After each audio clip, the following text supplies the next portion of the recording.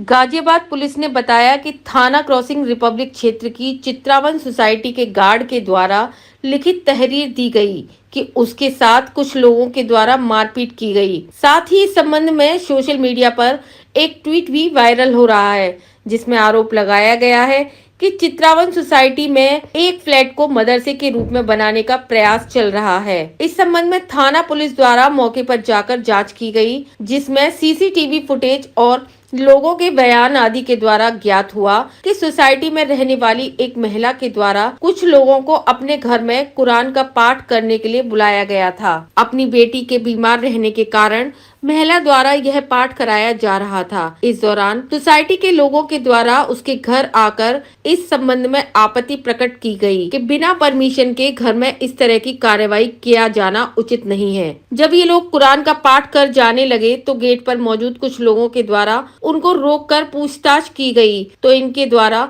उनके साथ मारपीट की घटना कारित की गई थी। इस संबंध में थाने पर तहरीर प्राप्त हो गई है। उचित धाराओं में मुकदमा पंजीकृत कराया जा रहा है।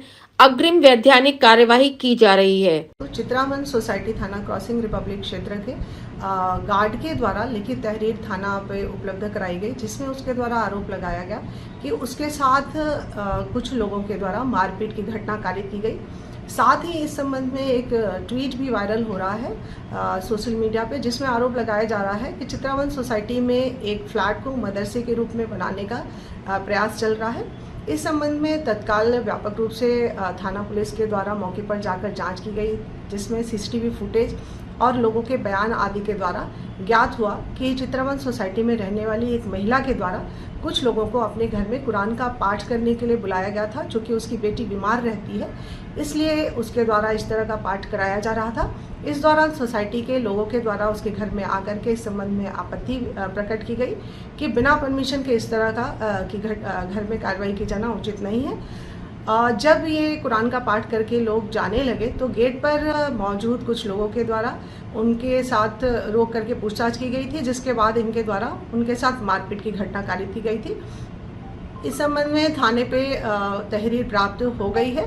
उचित धाराओं में मुकदमा पंजीकृत कराया जा रहा है और अग्रिम वैधानिक कार्रवाई की जा रही है।